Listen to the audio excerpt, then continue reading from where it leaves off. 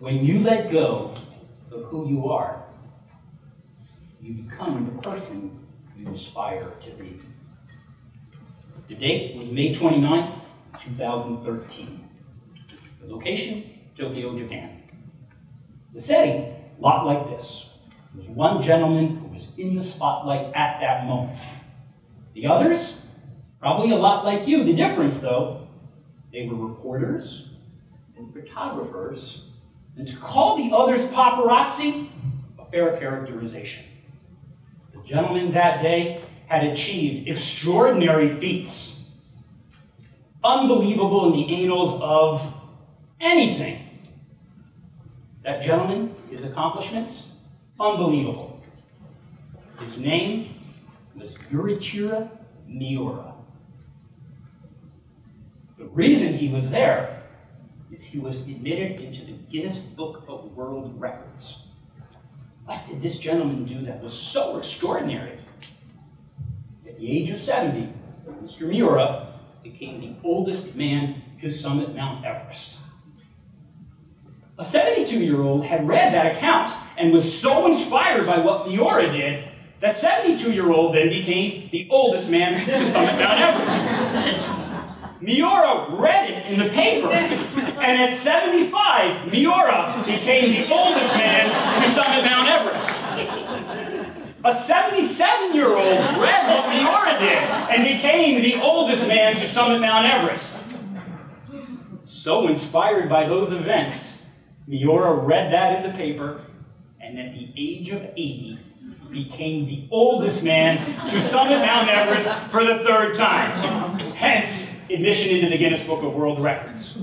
But when you see and you hear this press conference, it had nothing to do with any statement he made, with anything about him. To the contrary, he spoke to the needs, the hopes, the aspirations, the dreams of the people in the audience. But what I loved about this press conference, not the statements he made, but the questions that he posed. What would you do? What would you attempt if you knew you could never fail? Is there indeed a limit to human potential? And third, how can I help you to exceed your own expectations? What he talked about was age. It's just a number. But he said, in order to do this, we must confront our fears. Because in this generation, we have a fear of failure, a fear of making mistakes, a fear of being wrong. And those fears become our limits. And it's only in the confrontation and the facing of the fears can we remove those limits. And what he was asking everyone in the audience to do, don't limit your challenges. Challenge your limits. As an executive coach to many C-level people on Wall Street, as a mountaineer, his message resonates with me. Because I spend every day making a living in the service of others' success. I hope my goal is to help them to climb their proverbial mountains, to teach them to do what I'm doing right now. The problem, as Jerry Seinfeld said, the #1 fear in America is public speaking. Death is number 2.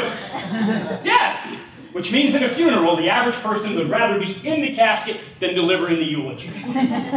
But what a privilege it is for me to help transform leaders into astonishing communicators. But on the surface, it has nothing to do with that. What I'm helping them to do is get inside their soul. Help them to understand and to recognize that if you're going to do this, if you're going to climb that proverbial mountain, if you're going to transform your fear into action, that's soulful. There's only so much I can do to help them to speak. I ask them to consider what's deep down inside. What are your fears? Can you confront them? And what a privilege and what an honor it is to be here and to be able to deliver this message. Because I think all of us have that in common. We help people to remove their fears, to challenge their limits, and to help them to transform into the person that they know they can be. So when we think about how it is we spend our days, what it is we set out to do, everybody, every one of you, every day, has an opportunity to confront those fears, challenge your limits, to go climb your proverbial mountain. Consequently, Jay, could you read that, please? There's an ocean, we cross it. Michelle? If there's a record, we break it. Mike? If there's a disease, we cure it. And finally, if there's a mountain, we climb it. Thank you very much for your attention.